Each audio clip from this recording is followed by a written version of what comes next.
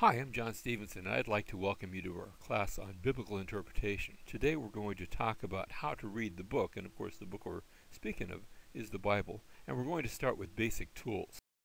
Now right at the outset, I have a question. What is this thing that we call hermeneutics? We didn't even use that in the course title, but hermeneutics is named after the Greek god Hermes. He was the god of the message. He was the messenger god. And hermeneutics, therefore, is the science of the message.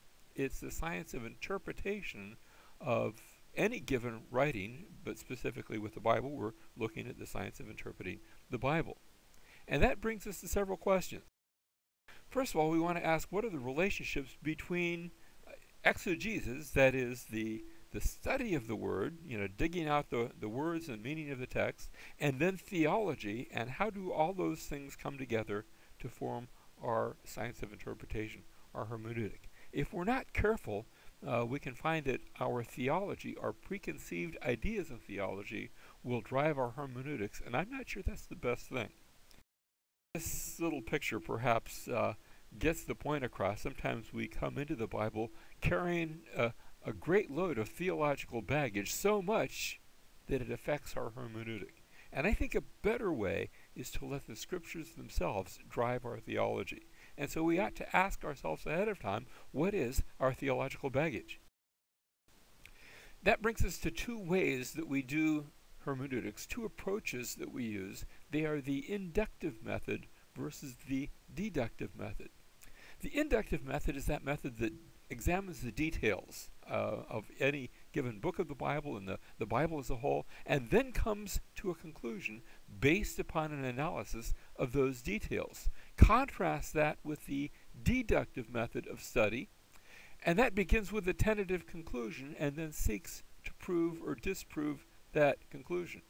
You can see that each one can have its potential problems. In the inductive method, my danger is that I can come to a conclusion far too early, before I have all the facts on hand. On the other hand, the danger of the deductive method is that I might be beginning with a wrong conclusion and seeking to find evidence and proving or disproving that conclusion. And yet, I think a proper approach is going to combine both of these methods. So I want to suggest three steps in Bible study. First of all, we observe the text. We look at what it says. We look at it from all angles, and that's just the question, what does it say? Then we ask the question of interpretation. That's the question that we ask when we say, what does it mean? Not what does it mean to me, it's just what does the passage mean? What did it mean to the author? What did it mean to the recipients? What does the passage mean? And only then do we ask the question of application, what does it mean to me? So we want to take those three steps, and we want to do them in the proper order. Observation then can be likened to the laying the foundation of a building. I don't want to build a skyscraper on a chicken coop foundation. I carefully lay the foundation by observing the text, by looking at all the nuances, and then I begin to come to some conclusions, some interpretive conclusions, so that interpretation now is like the construction of the building on that good and solid foundation. But once the building is constructed, I don't want to just leave it there. I want to go in and live in the building, and that's where application comes in. Application is moving into the building and making it a part of my life. I'd like to share with you a story. It's about Professor Agassiz. It's written in perhaps a little bit old English, at least 100 years ago. And it's about Agassiz, the student, and an experience that he had with the fish. Here we go. It was more than 15 years ago that I entered the laboratory of Professor Agassiz and told him I had enrolled my name in the scientific school as a student of natural history. He asked me a few questions about my object in coming, my antecedents generally, the mode in which I afterward proposed to use the knowledge I might acquire, and finally whether I wished to study any special branch. To the latter I replied that while I wished to be well grounded in all departments of zoology, I purposed to devote myself especially to insects. When do you wish to begin? He asked. Now, I replied. This seemed to please him, and with an energetic "very well," he reached from a shelf a huge jar of specimens in yellow alcohol. "Take this fish," he said, "and look at it. We call it a hamulon. By and by I will ask you what you have seen." With that he left me, but in a moment returned with explicit instructions as to the care of the object entrusted to me. I was to keep the fish before me in a tin tray, and occasionally moisten the surface with alcohol from the jar, always taking care to replace the stopper tightly. In 10 minutes I had seen all that could be seen in that fish, and started in search of the professor, who had, however, left the museum. And when I returned after lingering over some of the odd animals stored in the upper apartment, my specimen was dry all over.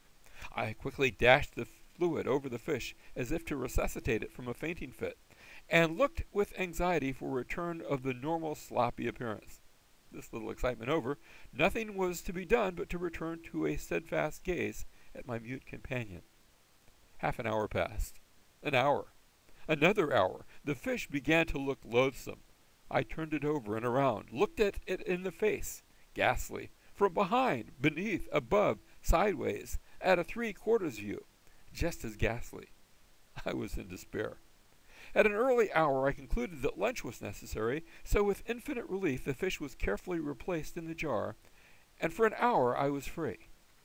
On my return I learned that Professor Agassiz had been at the museum, but had gone and would not return for several hours. My fellow students were too busy to be disturbed by continued conversation. Slowly I drew forth that hideous fish, and with a feeling of desperation again looked at it. I might not use a magnifying glass. Instruments of all kinds were interdicted. My 2 hands, my 2 eyes, and the fish. It seemed a most limited field. I pushed my fingers down its throat to see how sharp its teeth were. I began to count the scales in the different rows until I was convinced that this was nonsense. At last a happy thought struck me. I would draw the fish. And now with surprise I began to discover new features in the creature. Well, just then the professor returned. "That is right," he said. "A pencil is one of the best eyes." And with these encouraging words he added, "Well, what is it like?" He listened attentively to my brief rehearsal of the structure of parts whose names were still unknown to me: the fringed gill arches and movable operculum, the pores of the head, fleshy lips, lidless eyes, the lateral spine, the spineous fin, the forked tail, the compressed and arched body. When I had finished, he waited as if expecting more. And then, with an air of disappointment, he said, "You have not looked very carefully. Why," he continued more earnestly, "you haven't seen one of the most conspicuous features of the animal, which is as plainly before you as the fish itself. Look again, look again!" And he left me to my misery. I was piqued. I was mortified. Still more of that wretched fish? But now I set myself to the task with a will, and discovered one new thing after another, until I saw how just the professor's criticism had been. The afternoon passed quickly, and when toward its close the professor inquired, "Well, do you see it yet?" I replied, "No, I'm certain I do not, but I see how little I saw before." "Well, that is next best," he said earnestly. "But I won't hear you now. Put away your fish and go home. Perhaps you'll be ready with a better answer in the morning. I will examine you before you look at the fish." Well, this was disconcerting. Not only must I think of my fish all night, studying without the object before me what this unknown but most visible feature might be, but also, without reviewing my new discoveries, I must give an exact account of them the next day. I had a bad memory, so I walked home by the Charles River in a distracted state with my 2 perplexities. The cordial greeting from the professor the next morning was reassuring. Here was a man who seemed to be quite as anxious as I that I should see for myself what he saw. "Do you perhaps mean," I asked, "that the fish has symmetrical sides with paired organs?" His thoroughly pleased "Of course, repaid the wakeful hours of the previous night. After he had discoursed most happily and enthusiastically, as he always did, upon the importance of this point, I ventured to ask what I should do next. "Oh, look at your fish," he said, and left me again to my own devices. In a little more than an hour he returned and heard my new catalogue. "Well, that is good," he repeated. "But that is not all. Go on." And so for 3 long days he placed that fish before my eyes, forbidding me to look at anything else or to use any artificial aid. "Look, look, look," was his repeated injunction. This was the best entomological lesson I ever had, a lesson whose influence was extended to the details of every subsequent study, a legacy the professor has left to me, as he left it to many others, of inestimable value, which we could not buy, with which we cannot part. Well, notice in that story the emphasis on looking and observing.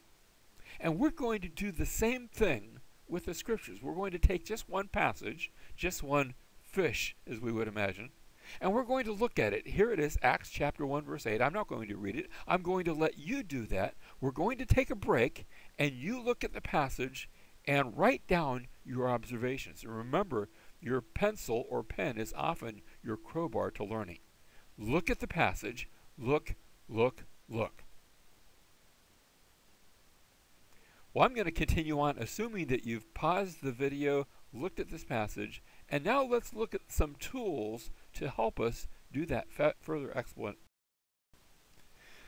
In our interpretive journey, we are separated as if it were by a giant chasm. We'll call it a river, because I think we can bridge it at times. And we're separated, their town, the town from which a given passage, like I can go from Genesis to the book of Revelation, from our town, the place where we live here in our 21st century. First of all, we're separated by 2,000 plus years of chronology.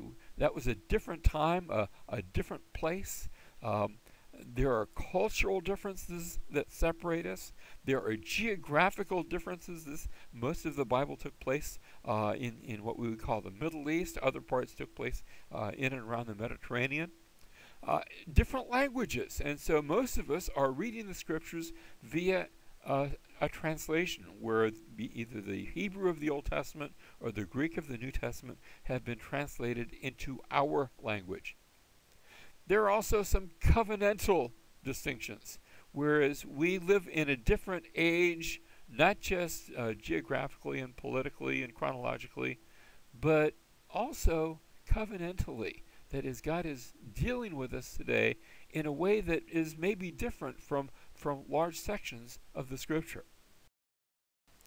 One of the basic tools will be a Bible atlas, and I heartily recommend the Macmillan Bible Atlas. It's a wonderful work that contains literally hundreds of maps as you walk through the scriptures. Another good tool is an illustrated Bible dictionary. Holman has one. If you want to spend even more money, you could probably find a Bible encyclopedia, which would be a multi-volume set. And as we do this interpretation, we ask some fundamental questions. First of all, we ask the question, what did this passage, whether I'm speaking of a given verse, or a bigger section, a paragraph, or even a book, and remember, I always want to take into account the larger context, but what did it mean to the original characters of the narrative? For example, if I'm reading about Adam and Eve in the garden, I ought to remember that they were very limited in what they knew. They didn't have all of the cultural baggage that later generations would have, and so I want to put myself into their sandals, or maybe in their case, into their bare feet, as I read the passage. Secondly, I ask the question, what did it mean to the author? Again, taking the case of Adam and Eve, they aren't the writers of the book of Genesis. It is Moses who was writing it long after the event, and we would ask the question, what does it mean to him? Thirdly, what did it mean to the original recipients? Each book of the Bible was written with a specific audience in mind, and I want to ask, how does this book relate to them? Why is it written? It's written for their particular needs. What are those needs, and what does it mean to them? Again, we take the example of Adam and Eve, and we have Moses. He's writing to the Israelites, and they're in the wilderness. They have come out of a very, can I call it, a very garden-like place, a place known as Egypt. And they're headed for the promised land, which again is going to be likened to the garden. But in the meantime, they're in a place that's very ungarden-like. They're in the wilderness. And perhaps they can identify a bit with Adam and Eve being driven out of the garden. Then I want to ask the question, because now I'm holding the Bible in my hand, I want to say, what does that Bible mean to later readers, ourselves included. So readers today, this has application for us today. We don't want to leave it as an exercise between Moses and the Israelites. We want to say, how now do we take that and apply it to our 21st century setting? Finally, I want to ask, what does this mean in light of New Testament revelation? Because the New Testament gives us greater revelation and helps us to further understand those books of the Old Testament. And so I always want to look at a passage with the entire Bible ultimately in view. Let's take another example, also from the pages of Genesis, and that's this funny ceremony that we see in Genesis chapter 15, verses 9 and 10, where God tells Abraham to bring a 3-year-old heifer and a 3-year-old female goat and a 3-year-old ram and a turtle dove and a young pigeon. We read that he brought all these things to him, that is to God, and cut them in two and laid each half opposite the other, but he did not cut the birds. And then it came about when the sun had set that it was very dark, and behold, there appeared a smoking oven and a flaming torch which passed between the pieces. And on that day the Lord made a covenant with Abram. Now, as we read that, that's describing to us a scene that would have been somewhat familiar on several levels to the ancient reader. First of all, the idea of a covenant ceremony is what's being described, where when two parties were making a covenant, they would take an animal, and they would kill the animal, or animals plural, and cut them in two, and then pass between the pieces of the animal. And what they were doing by that is they were binding themselves by life or by death to the terms of that covenant. You see, a covenant included promises. You would make promises, but it also included a relationship, but it also included a curse. What you were doing, you were saying, if one of us does not keep the promises of the covenant, then may what happened to that animal happen to me. May I be put to death just as that animal was put to death. And here in this passage, God is making a covenant. Actually, we would say he's cutting a covenant with Abram. And so the presence of God, as seen in the smoking oven and the flaming torch, passed between the pieces of the animal. And God says, if I don't keep my promises to you, Abram, may what happened to that animal happen to me. May God cease to exist. Now let me ask one interpretive question. And in this verse, here in verse 17, it says, there appeared a smoking oven and a flaming torch. We get the idea that that's speaking of God, but here's my interpretive question. Why is the presence of God described in terms of a smoking oven and a flaming torch? After all, the writer could have said, and the presence of God moved between the pieces, or God moved between the pieces, or the Lord moved between the pieces. But instead, we read this graphic representation. There appeared a smoking oven and a flaming torch. Well, I think the answer is to see who is writing this passage and for whom it is being written. This is Moses writing this passage, and he's writing to the Israelites who by this time are in the wilderness. And if they're in the wilderness, they can look out their tent, and if it's morning, they happen to see outside a pillar of smoke that has been guiding them through the wilderness. That's the presence of God. And if it's in the evening, they're seeing a pillar of fire. That is, they're seeing on a regular and daily basis a smoking oven and a flaming torch. And it's that same presence of God that made a promise one time with Abraham. Now, how do we apply that for ourselves today? That same presence of God has made promises for us, and he has bound himself with an oath, and he says, I will keep my word to you.